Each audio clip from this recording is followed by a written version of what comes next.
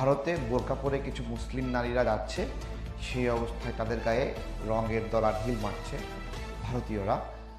তো এটা একজন দুইজন না, ব্যাপকভাবে মুসলিম নারীদের হ্যারাসমেন্ট করছে, তাদের হোলির রং মাখিয়ে দিচ্ছে।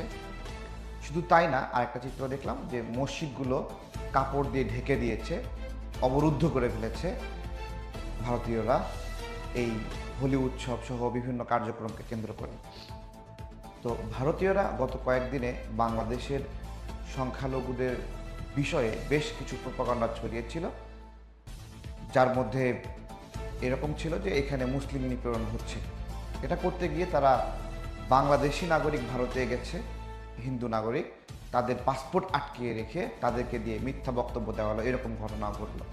তো আমার যেই কথা ভারতীয়দের প্রতি, তোমরা বাংলাদেশের সংখ্যালঘু নিয়ে এত কনসেন্ট্রেশন, কিন্তু তোমাদের দেশে তোমরা মুসলিমদেরকে, ওখানে তো মুসলিমরা সংখ্যালঘু, তাদের উপর কেন নিপীড়ন করছো? এখানে ভারতে তারা ভারতীয়রা যেভাবে মুসলিমদেরকে পিটিয়ে পিটিয়ে হত্যা করে বা একটা মব ডেভেলপ করে সংখ্যালঘুকে নিপীড়ন করে, এই সেম কাজটি বাংলাদেশের ইতিহাসে কখনো হয়েছে বলে ভারতীয়রা দেখাতে পারবে না। বাংলাদেশে কখনো হয়নি, আর ওখানে মাঝে মাঝেই হয়, অথচ ওরা আমাদেরকে বলে আমরা সংখ্যালঘু নিপীড়ন করছি। আজকের যে আলোচনা, তাদেরকে আমাদের জিজ্ঞাসা, তাদের এখানে গরু আছে, তাই না? এই গরু মুসলিমরা খাইলে তখন মাকে খাওয়া হয়, মাকে জবাই করছে, এই জন্য মুসলিমদেরকে আবার পিটিয়ে হত্যা করা হয়। আমার প্রশ্ন, ওইটা হলো তোমাদের মা বলো ওটাকে, কিন্তু যেই গরুটাকে তোমরাই কেটে স্লাইস করে করে বিশ্বের বিভিন্ন দেশে রপ্তানি করো, ওইটা তোমাদের মা না? আমার জিজ্ঞাসা এটা। ভারতীয়দের এই অদ্ভুত আবদার মানুষ নিপীড়নের জন্য, অন্য ধর্মের মানুষকে নিপীড়নের জন্য, এটা কোনোভাবেই মানান না।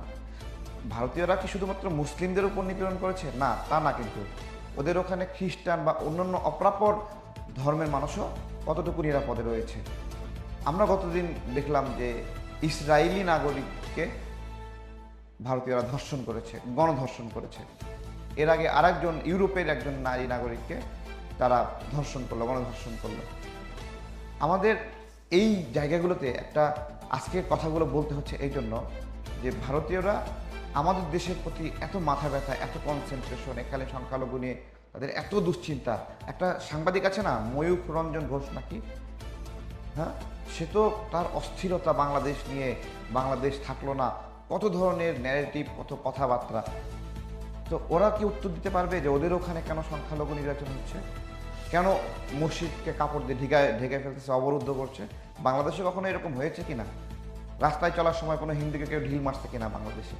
আমরা তো এটা করি না। ওরা এইভাবে করছে, নারীদেরকে এইভাবে নিপীড়ন করছে, তাদেরকে রং মাখিয়ে দিচ্ছে, যাদের রং মাখানোর কোনো ইচ্ছা নাই তাদেরকে ধরে ধরে রাস্তায় ধরে ধরে হ্যারাসমেন্ট করছে, যৌন হয়রানি করছে, ব্যাগের মধ্যে মাংস পেলে মানুষকে পিটাইয়ে হত্যা করতেছে। এইগুলো ভারতীয়রা কবে সভ্য হবে, আমাদের একটা প্রশ্ন। আর আরেকজন রাজনীতিবিদ আছে, তার নামটা ভুলে গেলাম, ওই কি বলে, ঢাকা থেকে, বাংলাদেশ থেকে নাকি 1000 রিক্সা নিয়ে কলকাতা হামলা করতেছে বাংলাদেশের নাগরিকরা। রিক্সা নিয়ে হামলা করা যায় নাকি? পাগল ছাগল ভরে গেছে ইন্ডিয়ার রাজনীতিতে।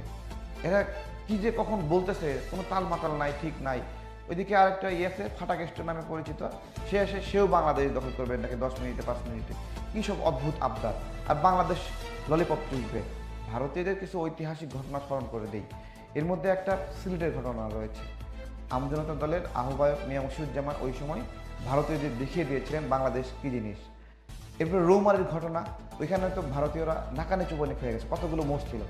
তো ওরা যদি বাংলাদেশকে এরকম ঠুনকো মনে করে, আর এখন ভৌগোলিক অবস্থানের কারণে বাংলাদেশ, পাকিস্তান, চায়না সহ অপরাপর প্রতিবেশী রাষ্ট্রগুলোর সাথে ভালো সম্পর্ক, ভারত ইচ্ছা করেই যদি মনে করে যে বাংলাদেশকে ঠুস করে ঢুকে দখল করে নেবে, এত সহজ তাদের জন্য হবে না, এত সহজ না। তাদের আশেপাশে বন্ধু কে আছে যে বন্ধুদেরকে রক্ষা করবে?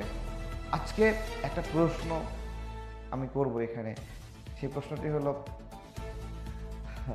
এটা আমার আরেকটা পেজ আছে, তারেক্স ডায়েরি, ওইটার স্ক্রিনশট দিচ্ছি, এই বাকি অংশটা ওখানে দিয়ে দিব।